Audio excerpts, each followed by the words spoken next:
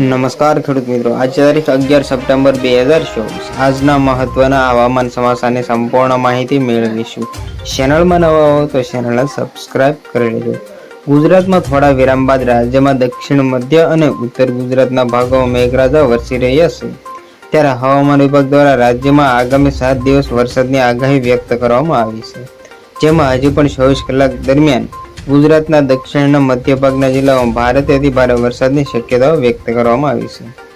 હવામાન વિભાગના જણાવ્યા પ્રમાણે ગુજરાતમાં વરસાદ લાવે તેવી હાલ 3 સિસ્ટમ સક્રિય છે. ગુજરાતમાં સામાન્ય કરતાં 49% વરસાદ પડ્યો છે. હવામાન વિભાગના જણાવ્યા પ્રમાણે આગામી દિવસોમાં ગુજરાતમાં કેવો વરસાદ રહેશે તે અંગેની આગાહી કરી છે. તેમણે જણાવ્યું છે કે ગુજરાતમાં આજે પણ વરસાદ જોવા મળી શકશે. આજે દક્ષિણ ગુજરાતના મોટાભાગના જિલ્લાઓમાં ભારે વરસાદની આગાહી સાથે યલો એલર્ટ જાહેર કરવામાં આવ્યું છે, જેમાં અરવલ્લી, મહીસાગર, દાહોદ, પંચમહાલ જિલ્લાઓમાં છૂટાછવાયા સ્થળોએ ભારે વરસાદની શક્યતાઓ વ્યક્ત કરવામાં આવી છે. આ સાથે જ તેમણે જણાવ્યું કે આવતીકાલે ગુજરાતમાં વરસાદની તીવ્રતા ઓછી થઈ જશે.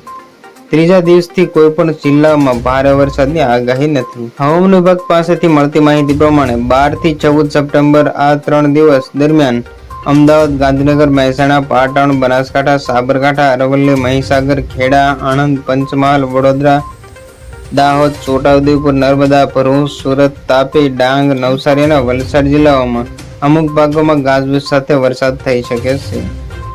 જ્યારે કચ્છ, મોરબી, સુરેન્દ્રનગર, રાજકોટ, જામનગર, દેવભૂમિ, દ્વારકા, પોરબંદર, જૂનાગઢ, ગીર સોમનાથ, અમરેલી, ભાવનગર, બોટાદ જિલ્લામાં છૂટાછવાયા સ્થળોએ મધ્યમ વરસાદની શક્યતાઓ વ્યક્ત કરવામાં આવી છે. તો બસ આજની તે આટલી જ અપડેટ. ફરી મળીશું નવી અપડેટ સાથે. ત્યાં સુધી બન્યા રહેજો ખેડૂત ખબર યુટ્યુબ ચેનલમાં.